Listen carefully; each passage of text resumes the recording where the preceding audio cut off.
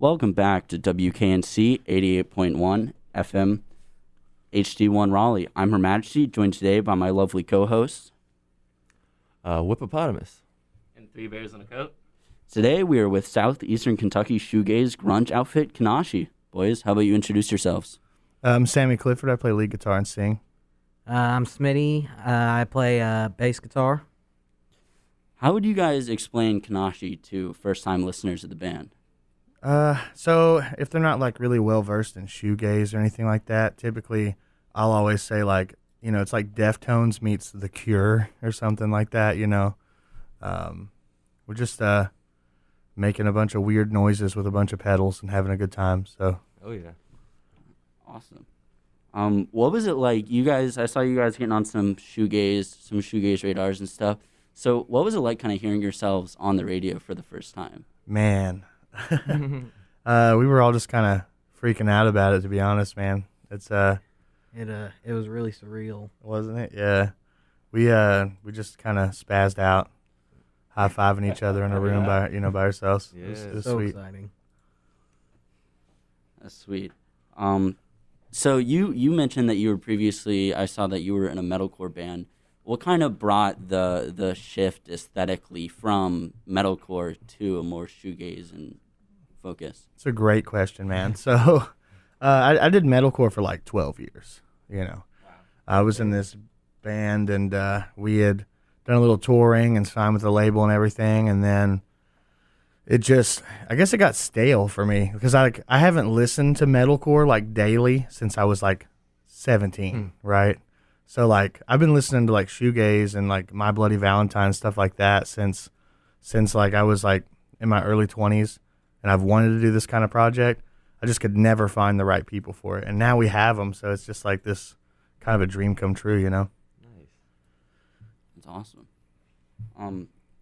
So I saw that you're from Livingston. Yeah. Where are you from, Smitty? I'm from Corbin, Okay. a little town on the southern border of Kentucky. That's where KFC comes from. Oh, Ah. okay. That I actually do have a question about that later. Yeah, sure. Alrighty. Yeah. Don't worry, it's not completely unfounded. My family's from Lexington. So Okay, yeah. you guys are on the Eternal Sorrow tour right now, but how are you guys normally driving a lot for gigs? Yeah, man. We just hop in a vehicle and go. Is it the truck that's outside, or is Yeah. it okay? Yeah, What we are you guys listening to when you guys are all together? So, our drummer's really into like Motley Crue and stuff. He's a little older than us. So he's always just jamming Motley Crue, and then like when I'm driving, like and they're all sleeping, I'm listening to like Phoebe Bridgers and like just like really chill stuff. Yeah. It's interesting. Just whatever, whatever we want to jam out to. Yeah, however it's feeling. What is y'all's recording process like? So we've been working with this guy named Wasim Bazi. He's out of Cincinnati.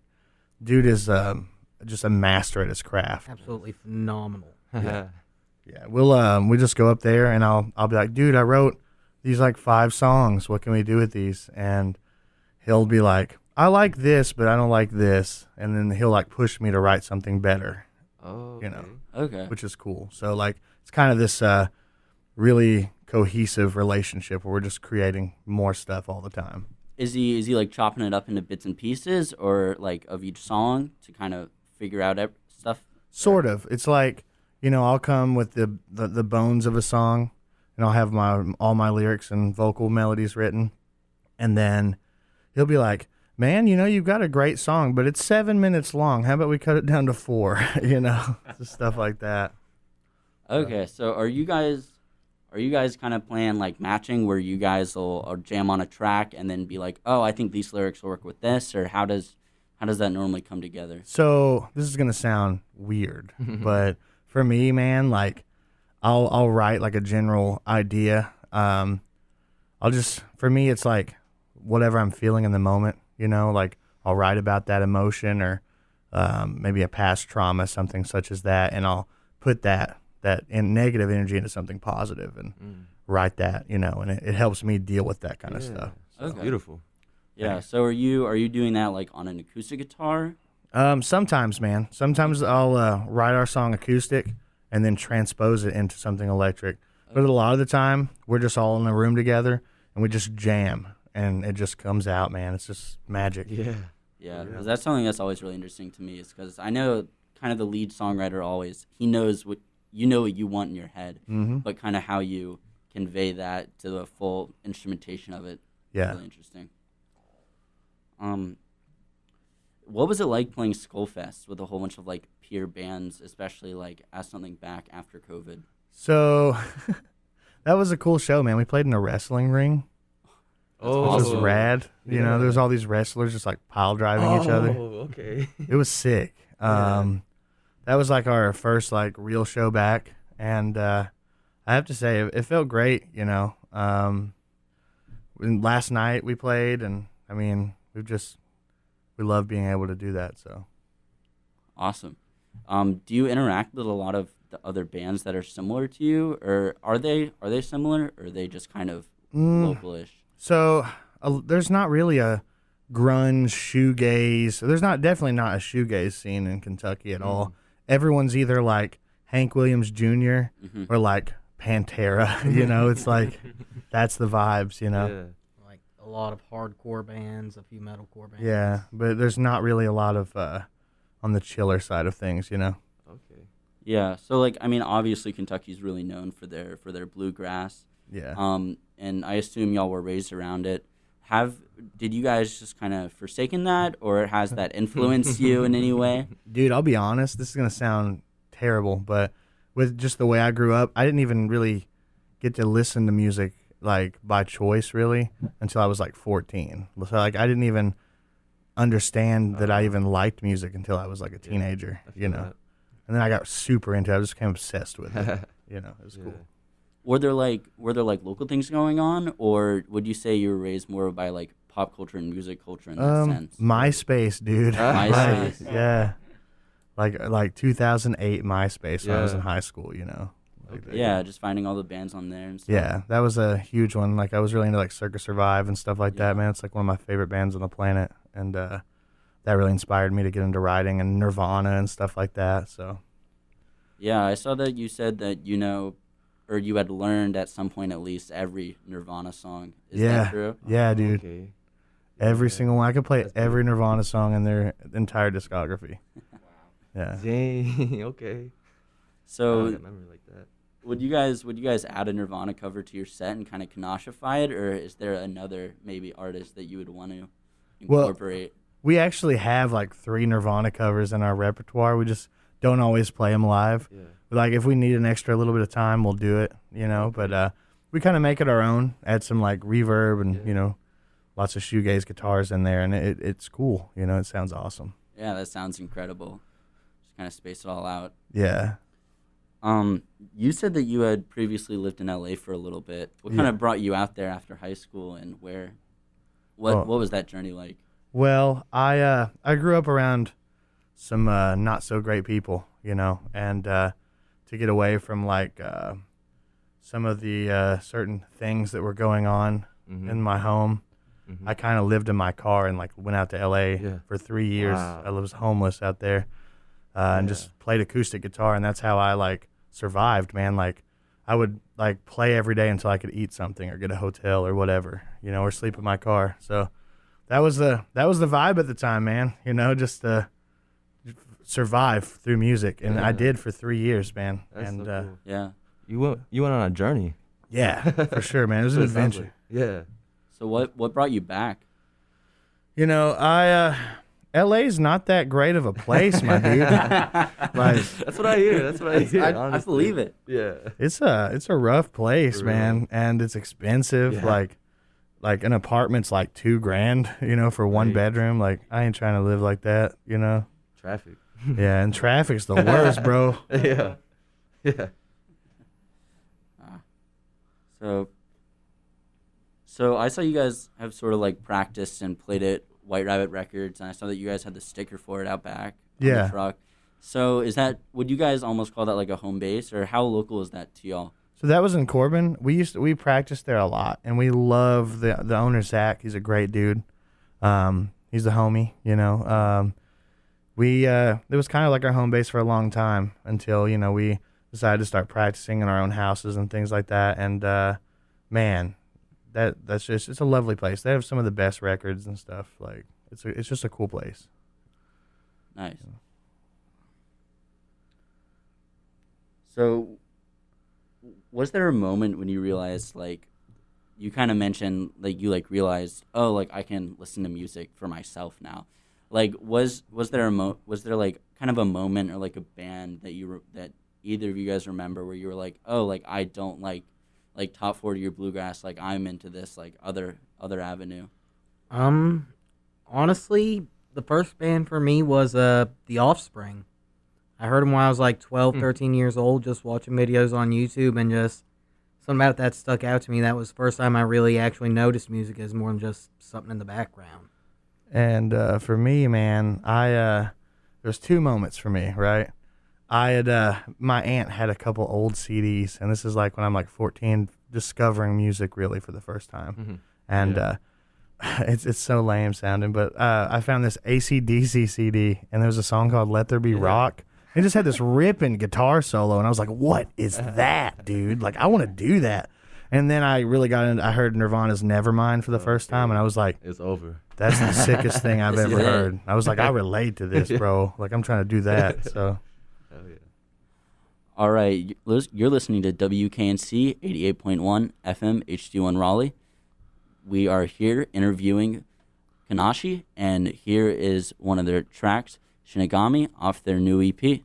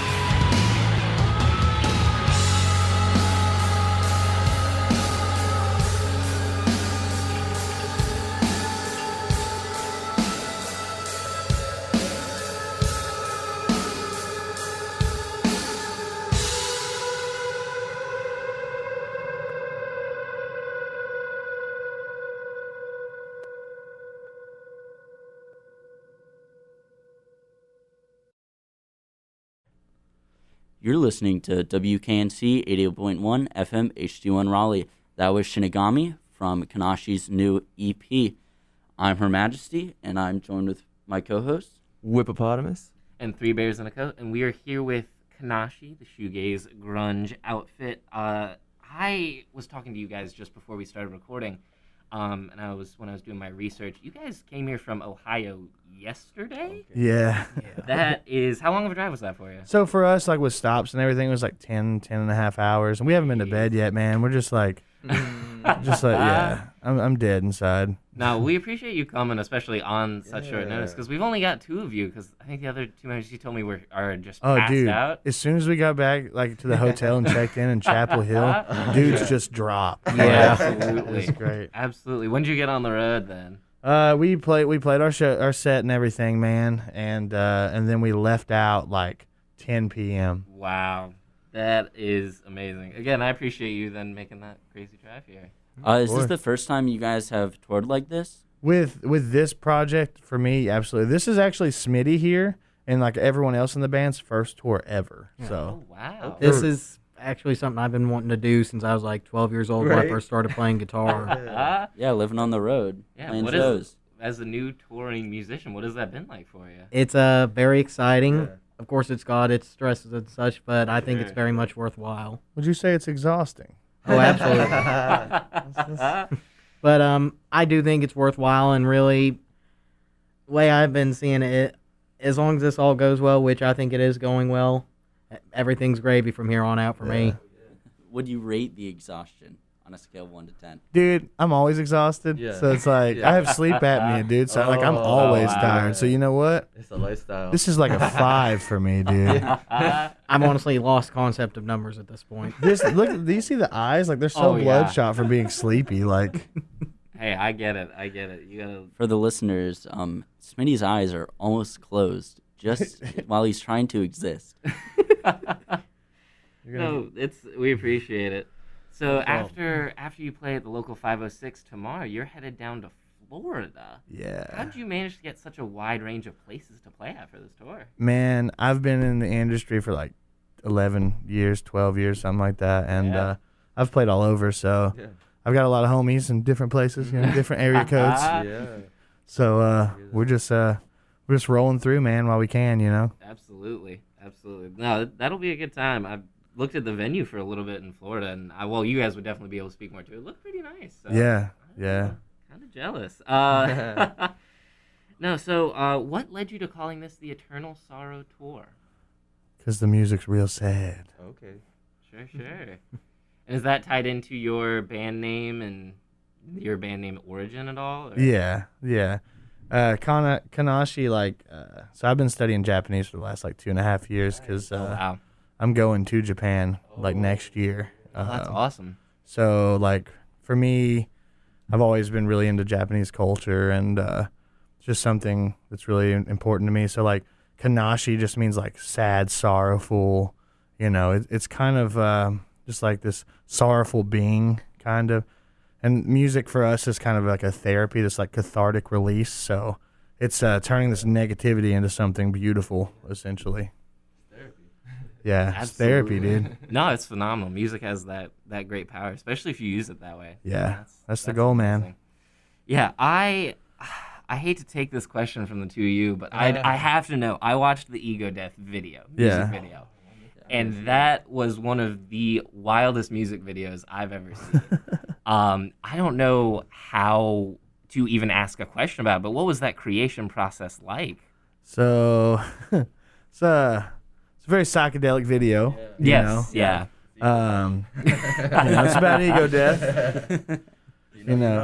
Yeah, I wrote that song about an ego death, and it was I was like, man, I got to make this the trippiest video we can. Yeah. And I was like, we want to make it a little goofy too, because I'm a huge Nirvana, Foo Fighters fan. Yeah. And a lot of their music videos are kind of silly too. So we had these Scooby-Doo chase scenes mixed with all the trippy stuff. So it's pretty cool. It just turned out good. I write and direct all of our videos. Oh, as wow, well. that's awesome. So It's pretty fun, man. Yeah, no, it ended up looking great. I really thoroughly enjoyed watching it, and I think after I stopped watching it, or when it ended, I think I waited probably a minute or two before I was like, okay, now I can go do something else. I was just like latently processing it. Yeah, it took a minute to wash over for sure. Good, man. Where did y'all shoot that video?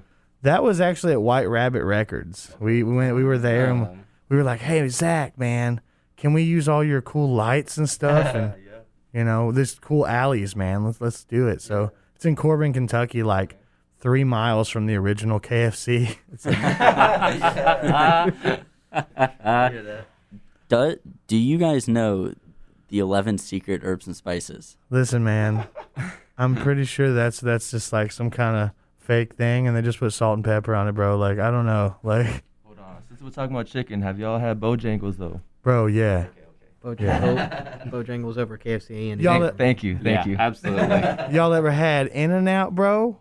That's some West Coast stuff right there. I ain't never been over there to have it. You got to, dude. That like, I was in LA 3 years, bro. In-N-Out was like my spot. Like, Yeah, I hear a lot about it. it's killer, bro. Hey, we got cookout here. I'm good enough with Yeah. that. I know, dude. You know what? I'm obsessed with cheerwine, dude. Yeah. We don't have that in Kentucky. So Really? every time I that's come here, I'm like, I have to buy like 5 cases of It's it. so good. Yeah, y'all have L8 though. We have L8, dude. L8 compared to Cheerwine is garbage, dude. Okay, Cheerwine is the superior drink, Amazing. bro. Like, our record label gave us Cheerwine when we signed the contract because he like, I was like, dude, please, like, where can I get it? And he was like, I got you. So Oh my gosh, It's that's dope. phenomenal. It is a lifestyle. yeah, I love Cheerwine, but I will fight you for dissing Ale8. Man, whatever. Ooh. We'll go after this, dude. We'll get it. Put on YouTube. So yeah, you can guys find just- that on the WKNC YouTube channel. There you go. Yeah. You guys do it. just actually talked about Cardigan Records, which you guys joined, what would have been a few months ago? Yeah, Even, what was that process like for you? man, it was awesome. The Shane, the guy that runs Cardigan, he is an absolute angel and a saint. Like, the dude's awesome to us. He's been really good to us, and he's just really helped us along the way creatively and everything. So we love that guy, and we love Cardigan Records, and they're good to us. So Nice. You said you had homies all over. So how did you get to them in Durham? dude, Shane's my only homie in Durham, bro. I had a buddy that lived in Salisbury, North Carolina, Okay. for a The while. home of Cheerwine. Yeah, is that the home? Yes. What? They have a Cheerwine festival Did they really? the 3rd week of May. I was there in like 2012. I had no idea what Cheerwine was at that time, bro. I wish I did though. So good. You should do a set for the festival. I'm down. Cheerwine, let's collab, bro. Let's do Yeah, this. thanks. Like, hit me up. Oh yeah, I wanted to ask you, since you want to go to Japan, what are some things that you're looking forward to doing in Japan or seeing? So I want to go to like some of the old temples and things like Yeah, that. right. I want to see a lot of the like. I'm really into like samurais and stuff, dude. Yeah. I love the history behind Okay. it, and so I want to go see some of like the old artifacts and Right. like the real swords and stuff like Yeah. that. I hear there's like a life-size Gundam in Tokyo somewhere. Oh, okay. No, yeah, I think I saw that with Olympic coverage. Yeah, it's massive. So I'm trying to go see that. Like, Right. Yeah, you know, for sure. it's just a cool place, man. Like, I mean, and I ain't gonna lie, dude. I'm trying to see that Pokemon Center too. You know what I'm Yes, saying? Yeah, sir. yeah. Oh, I do. I Yeah, really do. I'm trying to hit that I'm up. all about that. Yeah, dude.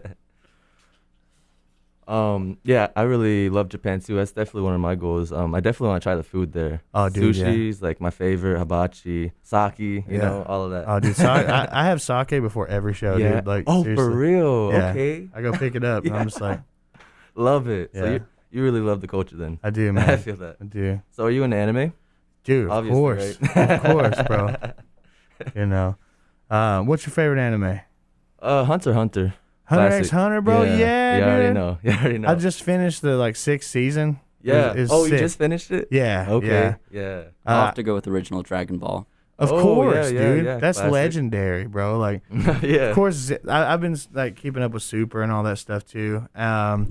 Man, I'm a huge Naruto fan, of course. Okay. You know, dude, that's I've been watching it since I was like a a child, so like I had to stick with it. I can't get into One Piece though, bro. It's too long. Yeah, so long. that's how I feel It's so about long. all the originals. Honestly, I've dabbled in all of them, but I could never, go all the way in. The scoring for original Dragon Ball is so good, but it's so hard to find the OST for it. Yeah. The original soundtrack, bro. Yeah. Oh yeah. And the Z soundtrack, the OG one, dude, was killer, especially Cell games. Oh Yeah. man. Could have hella samples off of that. Yeah. Another one, Jujutsu Kaisen. It's on HBO Max. Yeah. That one's been hitting lately. I'll check that out. Yeah. And one other one. Dang, it's not coming to me. I have to get back to you on it. Yeah, dude. It's pretty wild though. I have to check it, dude. I'm always down for anime. Just let me know what you got. I'll check it out. Yeah, I dove in recently and like spent all my time on anime for like a section of my life, so I had to move on. But A little bit back to music. You said you have been doing this for 12 years. Yeah. Or just about. What were your first gigs like? So the first gigs in my old metalcore band, like, were just like these small venues in Danville called Massey's. Every now and again, they'd have a big band come out, and like we'd play to like a sold out show, and it'd be sick. Outside of that, though, it's like it was usually like maybe 10 to 15 people. It was a great start, for us. It's kind of where we cut our teeth back then, and it's where I learned like a lot of my stage moves, right? Like last night, I used one of my old metal stage moves because like we're shoegaze grunge, and like we're playing with these hardcore bands last night, so they're way heavier than us. So like I took my guitar off my head, dude, and I was spinning it around, like punching cymbals and stuff, dude. With like just these crazy effects going on, and people were like, "Whoa!" Like it was awesome. So Yeah. it's cool. So is there more of a scene in Danville, or is it like mostly supported by Center? Or Dude, no. The Kentucky scene is like right now, especially with everything going on, like, man, it's like dry. Like there's nothing. Wow. Yeah. So how did y'all break out then? So, I'm a bit handy with a computer. Okay. Yeah, internet, right? Yeah, internet's great, man. Yeah. Like Livingston, where I grew up and where the band started, we played in like a shack, like a quarter of the size of this room. Like we were like scrunched up together, and I'm just playing these riffs and screaming and stuff, So like, yeah, like we didn't have any kind of scene. It was like a logging town. Wow. Y'all are still getting it though. Yeah, man. that's awesome. Yeah. You mentioned like finding the right people for the band. How do you find Smitty and Eric? Oh man. Okay. Yeah. Can I talk about alcohol on the radio? Is that okay? Sweet. Cool. So, my old band, the band I was talking about, I played a show called Mountains of Metal Fest, and Smitty was there. It's where I first met Smitty, and I had this habit back then. I like tequila, and I'm running around pouring a half gallon of tequila down people's throats. I'm like, yeah, man, get some, like, and Man of the people. I got Smitty. This is pre-COVID where we could drink after each other, and Smitty got lit. Yeah. I saw Smitty play some guitar, and I was like, you know what? You should play bass for us. So Put one and one together. yeah, it was awesome, man. Yeah, that's dope. It was a really good time. I remember that day very fondly. Glad you remember it. Yeah, right? How do you find Eric? Eric, internet, Okay. Facebook, man. I posted. I was like, yeah. yo, we need a drummer. We got some cool stuff, and he hit me up, and he's been a great fit. He's a good dude and great drummer. Yeah. That's cool. You've been, with playing for a while. Do you have any like past projects or like a lot in the back catalog that you kind of want to bring forward with Kanashii? Dude, I'm trying. I hate to toot my own horn, but I try to be pretty prolific. Like right now, I'm sitting on a little electronic EP I've done. I have an emo trap EP I've finished. Ooh, yeah. I have 2 acoustic albums I've recorded. I'm always writing, dude. Like that's all I do in my life. Like that's all I do. And so like right now we've got a few months to finish our record, and we've already written the whole thing. We just have to kind of pump it out, man. So You guys been practicing it? oh, of course, yeah. Awesome. The shows we're playing right now, we're slipping in a couple extra Wow. Y'all are unreleased songs. nonstop.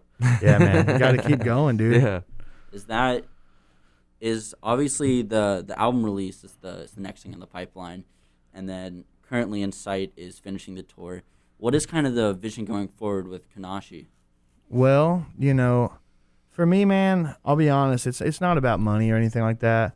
It's more about that kind of catharsis, like release and creating something meaningful. Yeah. And if like, every now and again, like we'll play a show and somebody will message me on Facebook like, dude, like I cried during your set. That song really touched me, man. So like, that's what it's about for me, just having someone relate to music the way I relate to music, So, but as far as like future plans, we're ready to just play as many shows as we can and make cool music together, with my friends. So it's kind of where we're at, Yeah, that's awesome. Thanks, man. Smitty, how long have you been playing music? I have been playing guitar for 9 years now, bass for 8. Okay. Yeah. I just started out playing a bunch of like punk stuff, a lot of just edgy emo kind of stuff a person might get into it around that age.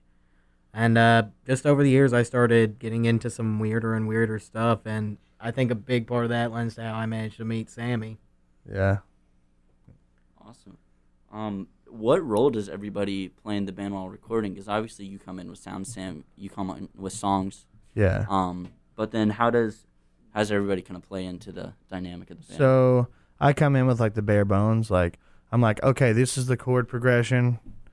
I've got trippy layers ready, like shoegaze leads, and then Smitty just lays down a bass line, and Eric comes in with the drums, and we've got that. We'll improvise a song at home a few times, then we'll hit the studio and just kind of work through it. We'll work through it for like a month, take it in, and get it as tight as possible, and then we usually have a song, Awesome.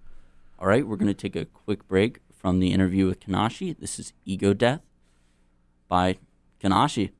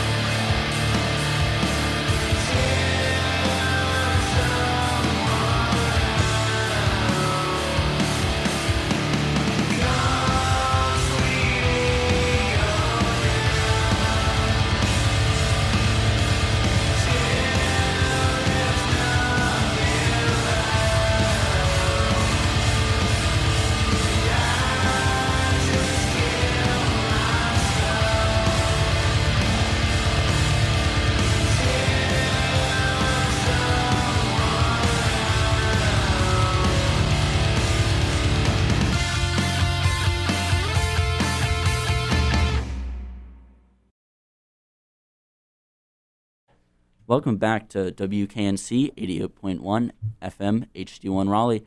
I'm Hermajesty, and I'm joined by Whippopatomus And Three Bears on a Coat. Sammy Clifford from Kanashii. Smitty from Kanashii. You guys are playing a show tomorrow. Can you guys tell me more about that?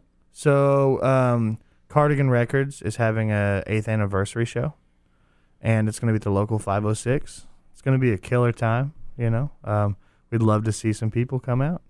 Awesome.